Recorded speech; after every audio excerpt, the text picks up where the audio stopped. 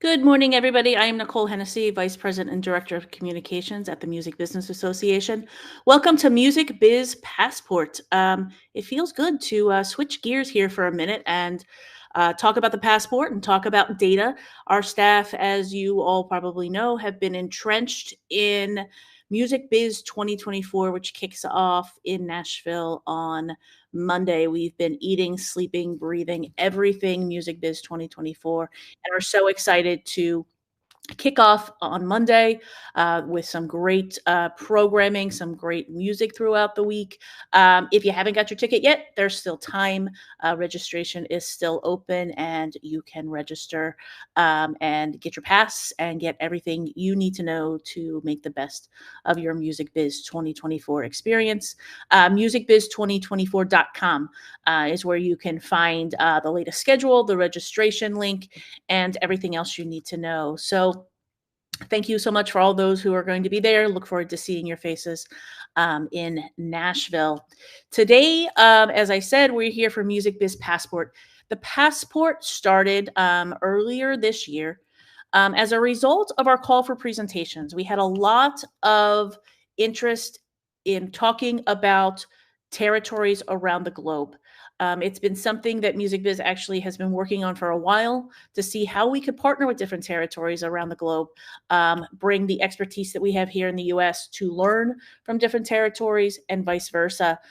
So when we saw this influx of proposals about different global markets, we said, ooh, let's kick off the Music Biz Passport series virtually and start that way, and then be able to take this program and go face to face. So we have been blessed to have had a conversation with the Nordic delegation that's going to be coming to Music Biz 2024. There's about 30 folks from Finland, Sweden, Norway, and beyond that will be at Music Biz. They had a Music Biz Passport event to kick us off a few months ago. And last month, we heard from a group of folks that are immersed in the Latin market.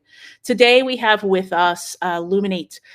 Jamie, he is Senior Director of Music Insights and Industry Relations, and he's going to present Grow and Go Global, music industry trends at the international level.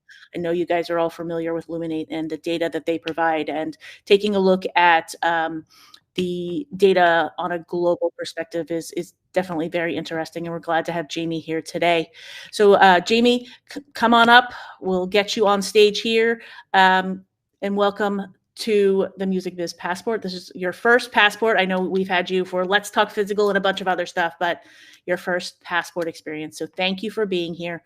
And everybody, if you have questions for Jamie, please use your questions box on the screen so they can get answered now or possibly later on after the session. So we'll try our best to get to all of them. So thank you. Have a great session, guys, and hope to see you all in Nashville. Thank you, Nicole. Thank you, Music Biz, for having me in here today to talk about Grow and Go Global, new music discovery trends at the international level. Also like to thank everybody who's joining us today for your time in advance. Really appreciate the opportunity to come in and share how we're seeing the data and the music from the Luminate side as well. So as Nicole mentioned, I am Jamie Markinet, Senior Director, Music Insights and Industry Relations. I am based right here in Nashville, Tennessee. So very excited to see everybody next week when you get into town. And before we kick off, I wanted to talk a little bit about our agenda for today and also just reinforce the call for questions. If you have a question, please drop it into the chat. I am going to hold questions until after the presentation, but we will have a chance to dive in then as well. In terms of our agenda, I'm going to start off with just a brief overview of Luminate. For those of you who have not been to one of our webinars or presentations, or if this is the first time tuning in today, want to give a little bit of a update there on the company, and then we will start diving into our trends. We're going to look at global consumption numbers as a level set, and then we will dive in on a regional level to discuss Asia, Europe, and then also we're going to turn our attention to the US a little bit and talk about some of the international genres that are making their way into the US as well, and some of the things that we see in terms of music discovery and consumer interest there, and how that is starting to permeate and starting to spread. So As we kick in, Luminate, we are the trusted independent leader in music consumption and audience intelligence. We have a music side of the house. We also have a film and TV side of the house, but obviously today we are going to be talking from the music side of the house.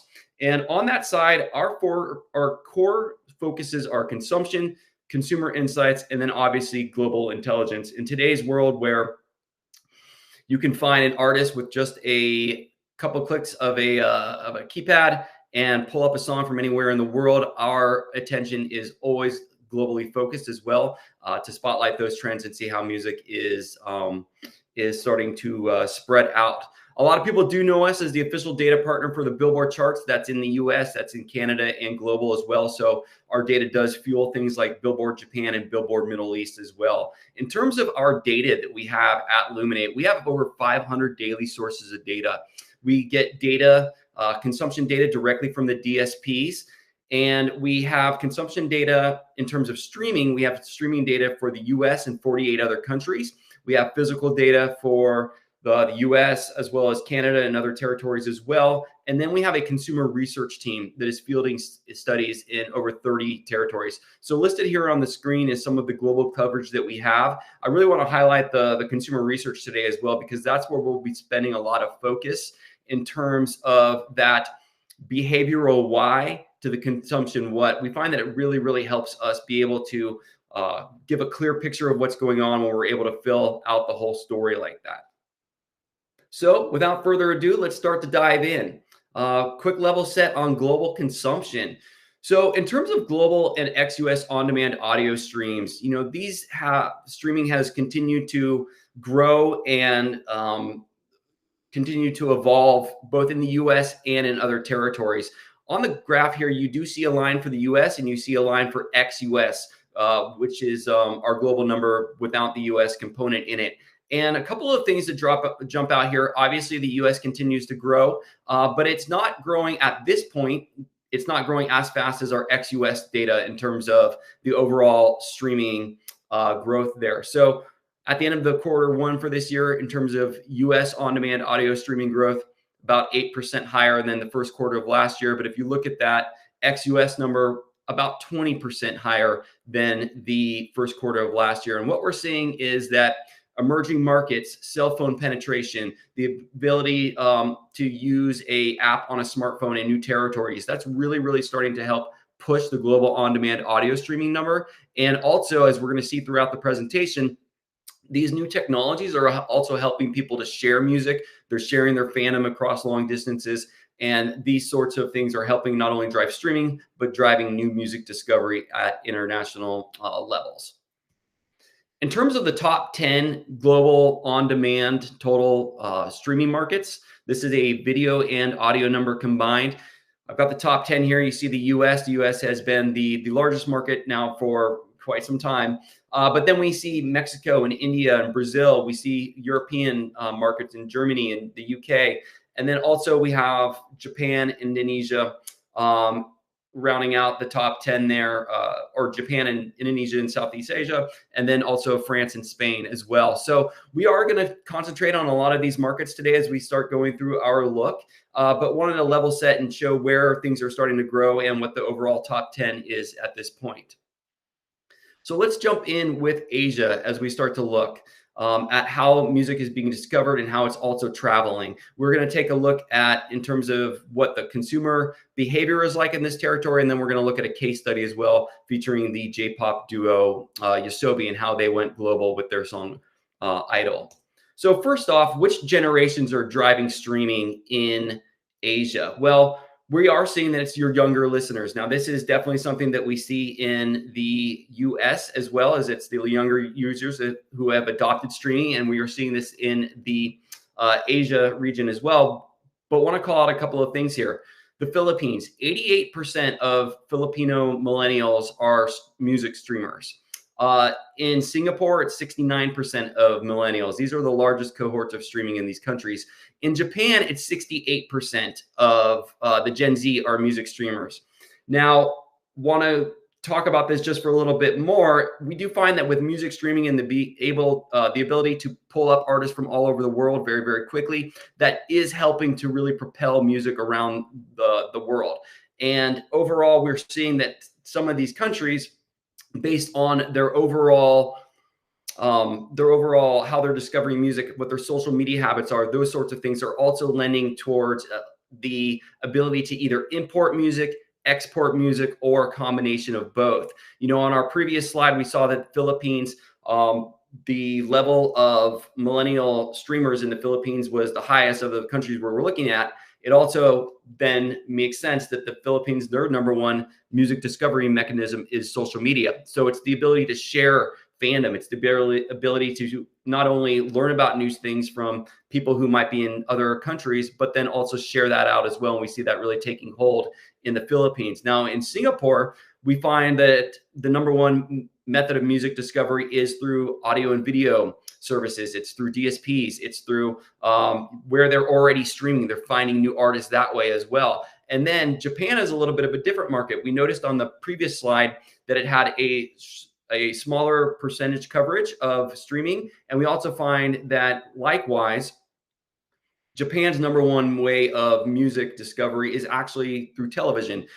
Japan has still had a pretty robust physical market as well. And so as they continue to adopt streaming, we might see some changes here. But currently in the landscape, Japan is more of a export market in terms of the music that they're pushing out, as they are not as much of an import market. And this is one of the things that we look at on the Luminate side as well, in terms of, what percentage of a population is engaging with foreign content. We've kind of talked about Japan, not as high as the others in terms of streaming overall, and the television being the main way of learning about new music. But we're also seeing that based on what we're seeing in Philippines and Singapore, Japan also doesn't engage with international artists at quite the same rate as these other countries. So turning our attention back to the Philippines, we've already seen high levels of streaming.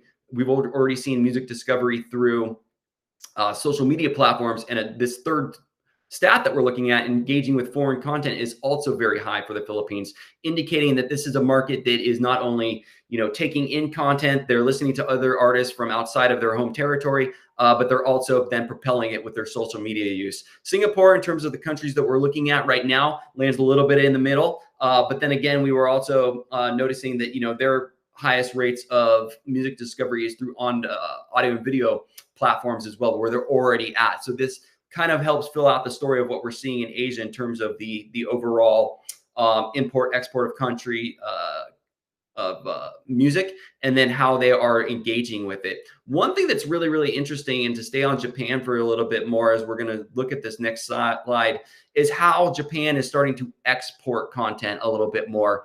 At Luminate, one of the things that we've been tracking for a while now is the analysis of language consumption.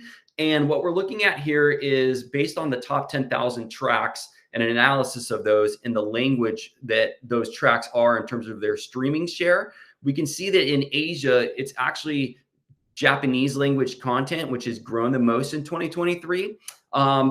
There is a greater trend that we're going to touch on a little bit later in the presentation of English content share being down a bit, but every market tells a different story. Every territory tells a different story or region. And so in Asia, it's actually Japanese content that is starting to grow. And you can see that in Korea, in Indonesia, in the Philippines, the biggest gainer in terms of language share of those top 10,000 tracks is the Japanese language, showing that it is starting to export. Interestingly enough, if you look at Japan, the biggest gainer was Japanese content. So it actually kind of points again to that stat that we referenced on a previous slide in terms of being engaging with foreign content.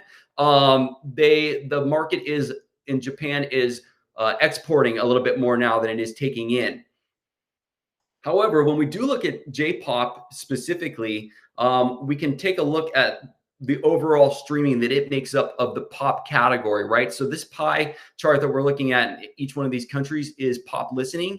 And then we are looking at the percentage that is J-pop. So obviously in Japan, very strong foothold there. It is the most. But then as you go down, you start to see that in Korea, J-pop is 4%. And then in the US, it's 1.9%. So based on what we've seen in the previous slide about how the Japanese language is starting to permeate a little bit further into Asia and starting to grow in other territories, as well as J-pop here in the US, we are thinking that there is a lot of reason for optimism in terms of the overall continued export of Japanese language content that we've seen, and how that can take shape, because there is a lot of room to grow in these other territories as well for Japanese content. I do want to talk about super fans. We're going to return to this a couple of times, but I want to start here to discuss the role of super fans in terms of the spread and music discovery that we see. So first off, just about super fans, to kind of level set what we're talking about here, I want to spend time talking about some of the most important characteristics that we see at Luminate in terms of what a super fan, how they are behaving and how they're acting in their social circles. So the number one characteristic that we see is that they're social signalers. And what we mean by this is that they are typically the first in their network to find out about new artists. They are incredibly devoted to learning about new music, learning about new artists. And then they are also very, very passionate about sharing these new artists out to other people in their network. So that's where they come in a role of social signaler. So these are your early adopters. These are your fans that are going to champion artists to others and really share about them. And we think that this is an important concept, element of the super fan, because they are the ones who are not only learning about music right off the bat, but they're then sharing it. Expressions of identity. What we're talking about here is, we've referenced in previous communications or reports that we've done that super fans they want more merch items. They are spending more on merch. They are buying sweatshirts and t-shirts and those sorts of things. And I think that the core element that we see here with super fans and why they're so important to music discovery everywhere is that when they start wearing a hat with a logo, or they've got a shirt with a face, or they've got a sweatshirt that has, all the tour dates, they're actually aligning themselves with this artist, right? So when we think about it in terms of the overall alignment here, they are using the artist as sort of a universally known or a public figure, and they are, by wearing the logo, the face, the tour dates, they're saying, I identify with this artist. This is something that I am using now to express myself and tell you about me, because we have this artist, the knowledge of this artist and what they stand for in common. So that expression of identity is incredibly important. And we find this in super fans, that they are aligning themselves with artists and then using this as an expression of their own self. And that's a really, really critical element as they start to share about artists and music. And then the third, the community. What we found is that super fans love being super fans. They love talking with other super fans. And one of the things is that they're sharing this fandom, they're sharing ideas, they're also sharing it with other super fans who also like to be the first to hear about new artists. And then likewise, kind of going back to point number one there, social signaling and letting others know about it. So this is why we find, super fans so intriguing and also compelling at Luminate.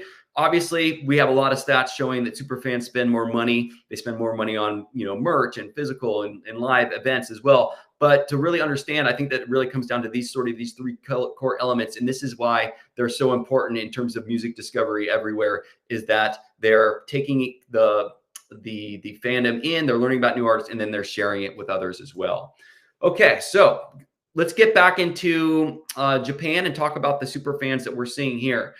In Japan, millennials and Gen X show the largest concentration of super fans in that country. Now, this is something that we're seeing in other areas as well. In the US, super fans do tend to be a bit younger as well. The interesting thing about Japan, though, is that in the US, where we would say that 18% of the US population can be considered a super fan, and how we designate that at Luminate is a fan who engages with artists or their music in 5 or more different ways. There is only 11% of the population in Japan that is engaging in that many ways. However, what we did find is that in Japan, though the population might be smaller of super fans, they are heavily devoted in actually spending more money and than their US counterparts of superfans as well. So they are incredibly devoted to fans, and also very passionate about the artists that they are learning about these days. You can see here that we have some stats, but they are spending more on live streaming, digital tracks, artist merch, and live events and other categories as well that are very key. So how does this all come together? I'd like to share a case study. This is the J-pop duo Yosobi and their song Idol that we are going to take a look at. Now, as a little bit of background here, Yosobi, their song that we're looking at was used as the theme song for a popular anime series called Oshi no Ko. And as this theme song, it helped propel Yosobi, and it helped propel the song not only through Japan and through Asia, but into other territories as well. And this is a key element that we're going to come back to a little bit further in the presentation. But how audio and a visual element work together to really help music discovery. So looking at our case study here, outside of Japan, we found that the first listeners were in Japan's neighboring countries, Korea and Taiwan. The track itself started really gaining a lot of velocity in Indonesia, and then used that to launch to other key territories. What we're seeing right now in our graph is the premiere of the anime show itself, and then we're also seeing a timeline of the graph where the English dub premiere of the anime series went live, as well as the English version of the song. Now, those two elements that I just referenced are what really started to help carry this song into other territories. And so with the launch of the anime series and the coinciding track release in English in other territories, we saw significant traction in North America, Europe, and then South America as well, with noticeable increases through the spring and very early summer last year, as the overall show started to launch and started to really gain more traction in other countries. What this did in terms of streaming for Yosobi, overall, when you look at the back half of last year compared to the first half of last year, overall streaming for Yosobi was up 45% in the second half of last year. And one of the metrics that we looked at Luminate to really dig in on discovery is, okay, if we've had a moment with the song and it's driven a lot of streaming, what is the rest of that artist catalog doing, right? Like, let's pull out the streaming for that one song and see what happened to the rest of the catalog. And what we saw with Yosobi is that it was up 30% as well in the back half of last year, really indicating that there was a deeper discovery going on as fans were also starting to dive into additional content. Audio visual is a very, very key element of this story and of additional stories that we're going to see. And when we started taking a look at the overlap between those generations that discover music via anime and those generations that are also streamers, we did see that they overlap in many areas. So I referenced Indonesia on the previous slide. Gen Z music listeners in Indonesia tell us, through consumer research, they tell us that 31% of those discover music via anime. Korea is another country that I mentioned as one of the early countries to take off with the Yosobi track. Gen Z there tell us that 22% discovered through anime. Now, even in the US, we are finding that 18% of Gen Z is telling us that they discover music through anime. And though we saw in the previous track where France and Europe was a little bit downstream from the US taking off of the track, we still do find that there is a pretty healthy amount of listenership there that's discovering through this way. So I think that the cultural element and the audio visual component here is really helping to propel the track, and we're going to see how audio and visual elements kind of play together a little bit later in the presentation. But this is a really, really key element of how people are starting to discover music, especially when it's either in another language or it's coming from another territory. We also saw some stats with the Spider-Verse soundtrack last year that where the film did really, really well in ex-US territories, the soundtrack was right there doing very, very well to really help bolster that overall story. Before we leave, looking at the Asia region right now, I do want to talk about the American K-pop and J-pop fans, because we do find a couple of interesting stats that we'd like to share there. So first, looking at J-pop, overall 1.67 billion J-pop streams, on-demand audio streams in the US last year for those songs that were ranked in the or in the US top 10,000. So really starting to grow a foothold here. That was an increase over the year previous. And a couple of the things that we see are they're almost twice as likely to be Gen Z. They're almost twice as likely to identify as LGBTQ+. And it actually, the fan base does lean a little male for J-pop, is one of the elements that we've seen, is that the fan base is 63% male here in the US. Looking at the overall merch business and kind of talking about super fans again, and bring us back to that point, is that both K-pop and J-pop fans in the US are spending more on merch than the typical US fan. And though the J-pop fan isn't spending quite as much on merch as the K-pop fan here in the US, they want more merch. The second column that you're seeing, who wants more merch? So K-pop fans are 60% more likely to agree or strongly agree that they wish artists provided more merch items to show support for them in their work. J-pop fans are actually 103% more likely. So they told us this even at a higher rate, is that they wanted more merch items. So we think that, getting back to the super fan, these fans being your champion and the ones that are helping others to learn about new artists, that this is where that really downstream effect of them just purchasing merch, but the downstream effect is everybody in that person's close circle will then start seeing the logo, start becoming familiar with the artist as well. It makes it really important.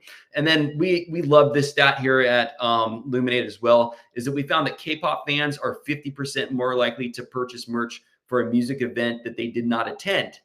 So if you are working with a K-pop artist and they have played an iconic venue, or a club with a certain level of cachet, and we all know those clubs, that shirt really does need to be in the e-commerce store, because we're finding that those fans want a piece of that. They want to be able to support that, and even if they did not go to the show, they would still like to support it in that way as well. So just the role of super fans and how they play with downstream effects in terms of music discovery can be not just did they stream it, but then how are they then expressing this to their friends and family as well. The next region that we're going to look at is, we're going to turn our attention to Europe, and we are going to use a case study of look at US country music and how it has grown there. We're going to use US country music. For those who might be joining from other territories right now, US country was a breakout story in 2023 here in the US. It was one of the three fastest growing genres. And its rate of growth was just shy of twice the overall industry in terms of on-demand audio streaming here in the US. So it had a breakout year last year, but we also started to see that US country music was starting to grow internationally as well. And what we're looking at here is a chart that shows the number of country songs in the global 100 top songs and the number of country artists in the global top 100 artists. And as you can see, over the last several years, these numbers have started to increase. And one of the things I also want to call out in this chart is the streaming share, is that country music is becoming more popular globally. And the way that we're looking at that is we're saying, okay, well, of those country songs in the top 100 global songs, how has the share trended over time? And what we can see in the first quarter of this year is that it's 4.86% of the global top 100, whereas last year it was, even with just one less artist than this year in the top 100, it was at 3%. So it is growing more popular as well. We did include Beyonce in here in terms of year-to-date 2024 as well. And, if we even took out Beyonce, obviously you would go down one number in the number of artists that are included in the country artists. But your streaming share would only go from 4.86 to 4.26, right? Which is still well above the 3% that we found last year. So we are seeing that country music is starting to grow globally. Turning our attention back to where US country music is the most popular, you'll see a lot of European countries on this list. And I want to talk about the methodology we used here, because I think it's pretty key in terms of being able to look at how music is exporting to other territories. So what we did is we took the top 500 US country songs in 2023, and we took the top 500 US country songs in 2022. And we said, okay, of this particular group of songs, where does this particular group of songs have the most share, the most streaming share in our full other panel of 48 other countries?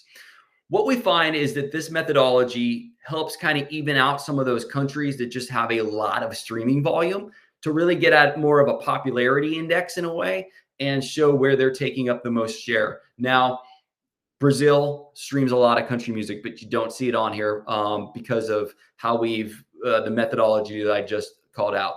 Germany as well. Germany is a top market for country music in ex-US in terms of volume. It's a great market for country music, but because we just took this 500 group of songs and looked at its share in individual countries, it did not land in our top 10. I think it landed at number 14.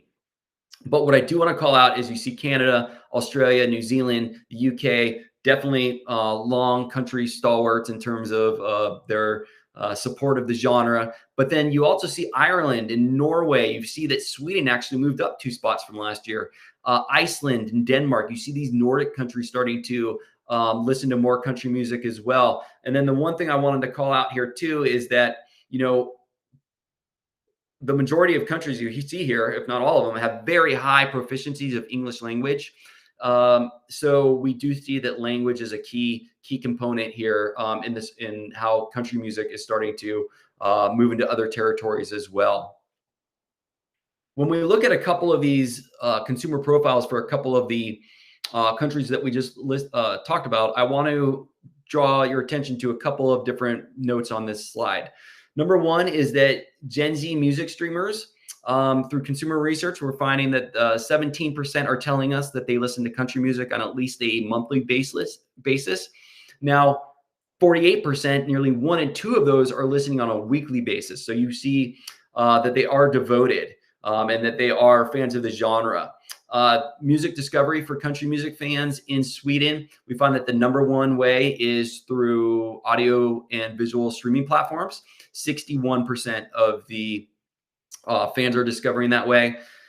They are spending more time with music than the average Swedish music streamer by almost 20% are Swedish music, country music fans. And then live music attendance, nearly 7 in 10 country music fans that stream music in Sweden have attended a live event in the past 12 months, indicating that they are also involved with music lifestyle. That not necessarily just a country music event, but it's all music events, but really they are going out to shows. They are starting to express their fandom in other ways as well. And that lifestyle event element is very, very important. Now, I mentioned that Germany wasn't in the top 10 of our popularity index, as I'll call it, but we can kind of see a little bit of an opportunity here as well in Germany for more discovery and fandom for country music. First off, the thing that jumps out is that whereas on the previous slide, 17% of Swedish Gen Z were listening to country, 11% in Germany. However, 45% of those, or nearly 1 in 2, just like in Sweden, are listening on a weekly basis. So they are devoted. And then I want to call out that the number one method of music discovery amongst country music fans in Germany is through friends and family. And this is a really, really key element. You know, we kind of talked about super fans and it really talked about how they are sharing music with their friends and starting to help artists get discovered by just merely recommending and suggesting them to their network. We're seeing that as an opportunity here in Germany as well, because the German country music fan is looking to their friends and family for recommendations. And that's very, very important to them, is to be able to get recommendations from others. And that's how they're finding music. So we have a devoted fan base here in Germany. And we think that because the number one way is through friends and family, that there are a lot of opportunities to continue to help push the genre and discover the genre through tactics that would, even just asking fans to share playlists and those sorts of things could be very, very helpful. quick case study about how country music is starting to spread out as well. And I'm going to use Zach Bryan on Warner Records as our case study here. Want to talk a little bit about the methodology because we wanted to see where Zach was performing and which countries were making up the stream of share for his streams outside of your big country music streamers. We actually pulled the US, Canada, Australia, and the UK out of the data in the graph that you see. And what this helps to show is when you put it on a timeline, you can start to see which countries are taking up more streaming share for an artist, and you can start to see how this moves. Because we have the scale on the y-axis as 0 to 100%. And starting with Zach here, what really jumped out to us was obviously New Zealand was a very, very strong country for him. But that after the release of his self-titled album last August, we started to see Sweden, Norway, the Netherlands. We started to see those Nordic countries start to open up for Zach as well and start to spread there. And you can kind of see that as you're starting to look at the graph. Now, to put this in perspective, the top 2 European markets for Zach at the beginning of 2023 in terms of share of stream outside of those main country music streaming countries that I mentioned, the top 2 at the beginning of 2023 were Ireland at 11.5% and Germany at 10.7%. But by the end of Q1 2024, a couple of weeks ago, Ireland had increased its share to 13.2%, but Sweden jumped all the way up to 11%. And what we saw on the previous slide too was that Sweden is starting to raise its hand for more country music as well. And this is one of the ways that we're starting to look at that and analyze that at Luminate. Before we close, I want to take our attention now to the US and talk about some of the international genres that we're seeing starting to come into the US as well. And we're going to talk about regional Mexican and Afro beats. Now, I referenced this on a previous slide and a couple of times through our presentation today, but we are using language as a key way to identify how music is starting to move through countries and how it's starting to be discovered. And I also mentioned that in each territory, we're seeing different different nuances, right? So earlier in our presentation, it was in Asia, it was the Japanese language that was growing. In Canada, it's actually Punjabi that's growing the fastest. There is a large South Asian population living in Toronto and Vancouver, and we're seeing that Punjabi is growing the fastest. And here in the US, we see that it's Spanish that's growing the fastest. Over the last couple of years, English share of streaming in the top 10,000 tracks is down 3.8%. Spanish has actually grown 3.8% in that same time. So what we're seeing here is that a lot based on population, based on sociological factors, people moving into the US and bringing their community ties with them. Those sorts of things are starting to have influence here in the US as well. Before we dive too deep, I want to talk about how people who are listening to multiple languages of music are discovering that music. So we're calling them multilingual listeners, and that's not a listener who speaks multiple languages. We're referring to it as a listener who is listening to multiple languages. And what we're finding in the US is that they're more likely to discover music through movie soundtracks.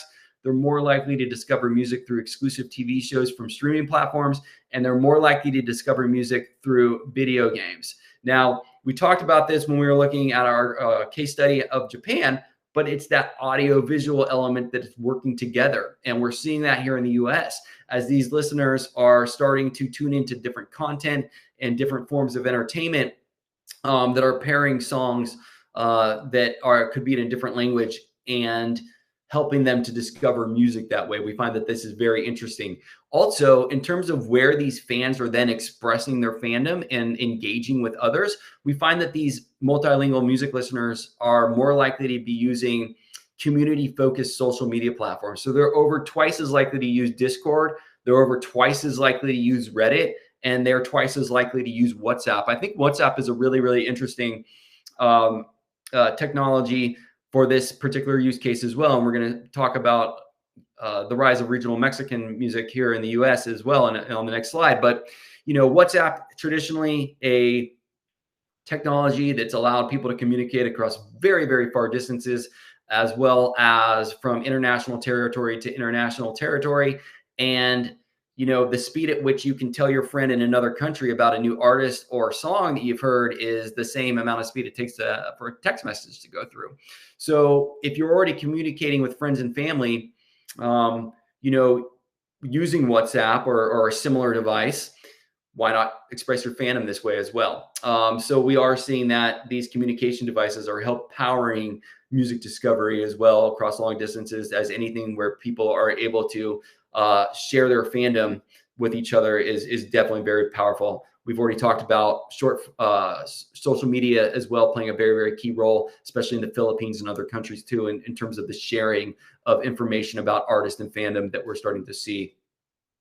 Here in the U.S., in terms of the distribution of regional Mexican listeners, and this is consumer research data that listeners have told us, we are finding that higher populations and denser populations of regional Mexican listeners are through Texas, the Southwest, into California. Now, the interesting thing here is that these are also the areas of the U.S. where the U.S. Census data would tell you that is most likely for people moving from Mexico to then end up in the United States. So we are seeing this cultural tie, this community tie, this friends and family tie, those sorts of elements that we've already talked about, really starting to take hold in terms of where listeners can be found as well in these other countries. I think that's really important for marketers too. If you're looking to move music from territory to territory, it might be very beneficial to look at, okay, well, if I have a music style that's native to one specific country, and I'm trying to move it to another, or have an artist that's performing a music style that's very popular in one country, where are those other populations of people that might engage based on the community tie, the heritage tie, the cultural tie that the music brings in place. Also, for regional Mexican, we do find that Gen Z regional Mexican listeners here in the US are more likely to discover music through short form video clips. Again, the role of social media, the role of being able to spread ideas across very large distances without borders is incredibly helpful. And these tools are helping to power music discovery. The second genre I'm going to talk about as well is Afrobeats. Afrobeats has shown incredibly strong growth in the US in recent years. 2023 in terms of on-demand audio streams was up 50% over 2022. And one of the interesting things I also want to call out about Afrobeats, it's not listed here on the slide, but if we look at our subgenres at Luminate, Afrobeats has one of the highest concentrations of superfans that we've seen. And, we've talked about superfans extensively in this presentation and the role that they play, but just want to call that out as well in terms of fans who are looking for new music and then spreading it to their friends and family as well.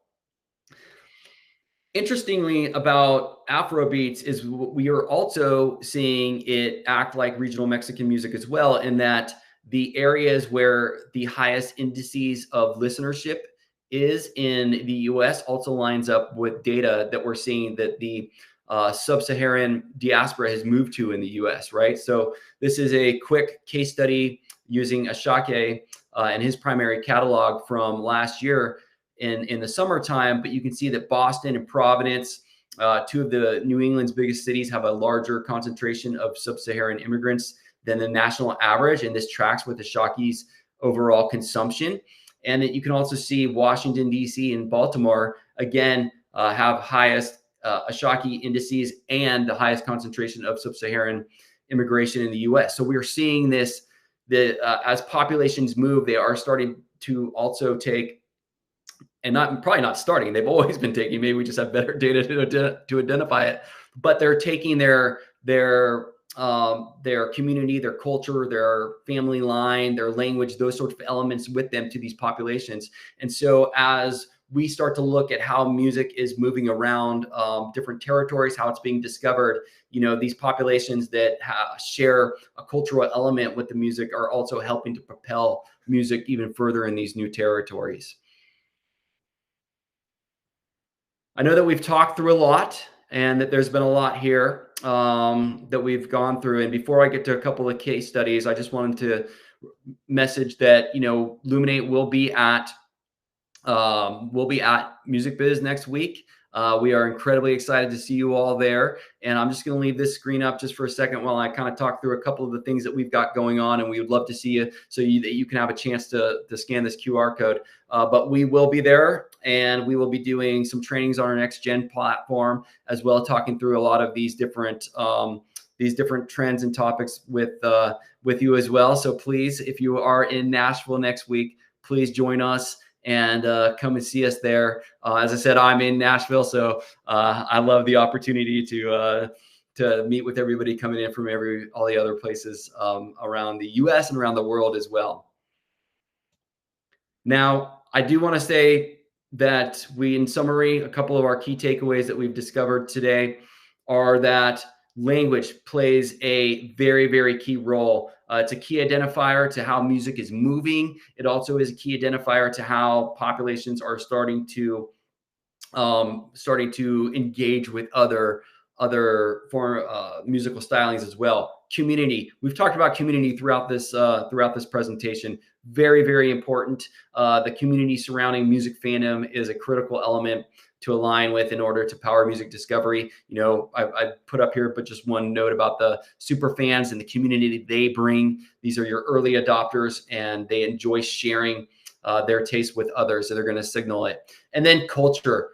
Cultural touchstones can drive music discovery in many ways, including the export through other entertainment formats, right? We've talked about anime. I also referenced the Spider-Verse soundtrack and how it performed in countries where the movie was performing as well. So there's definitely a lot of ways to export music as well. But I think that, coming back to sort of those three core elements for this presentation that we've talked through: language, community, and culture. Those are three very, very important elements when talking about how music is starting to move through other countries.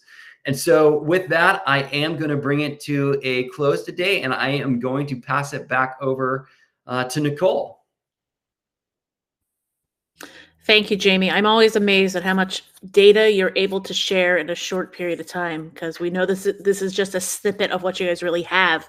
And we could probably get ourselves in a lot of trouble with all that data, because there's a lot of mining that could be done and facts to figure out and business decisions to make. So we always appreciate you sharing all that you can. So guys, Jamie is still here for a couple more minutes. So if you have questions, the Q&A box on your screen, you can drop them there or drop them into the chat so that we can answer any questions you had about today's presentation.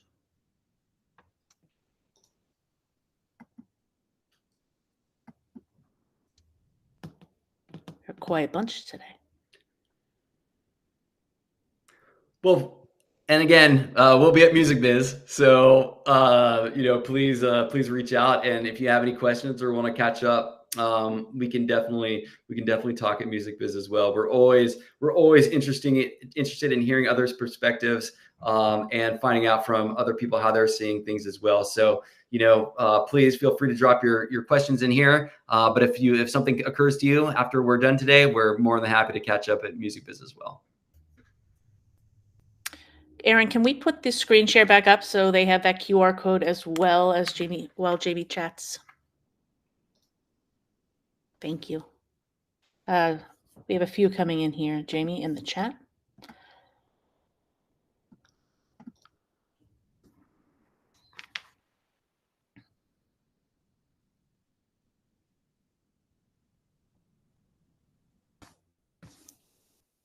Let's see. It looks like overall there's a strong relation between diaspora and superfans. Would you say it was also the case for K-pop? I definitely think that plays a role in it. Obviously, K-pop has grown, and other listeners who are not just from Korea, or Asia, I've started listening here in the US. But, in terms of K-pop and their super fandom, we definitely see that the levels of fandom with K-pop is extraordinary. They're incredibly devoted. So, maybe it started a foothold with the changing diaspora, but at this point, K-pop is definitely listened to by a full magnitude of fans. But definitely that role of super fandom, sharing about artists, those sorts of things has definitely helped propel it.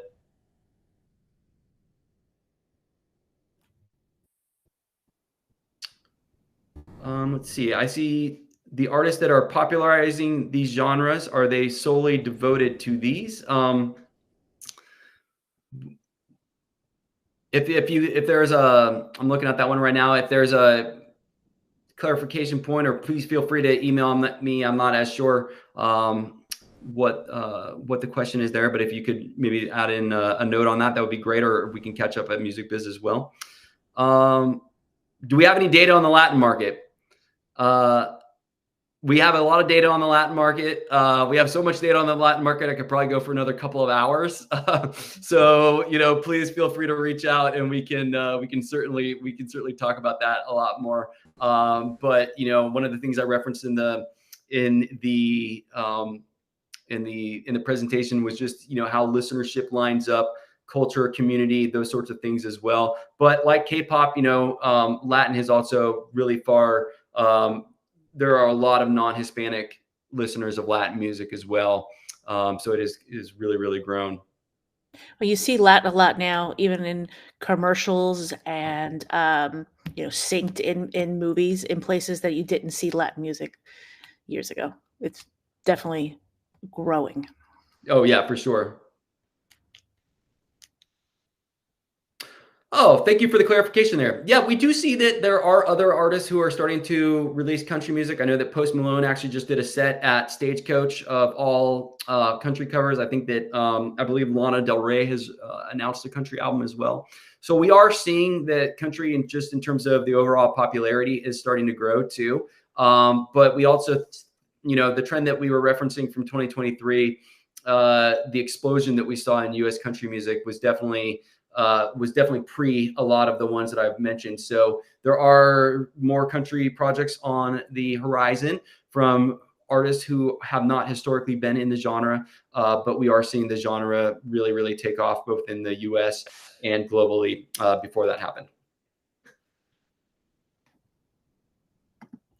Awesome. Well, Jamie, again, thank you for sharing the insights to the entire Luminate team. We thank you for being here today, and I look forward to seeing you in Nashville on your home turf.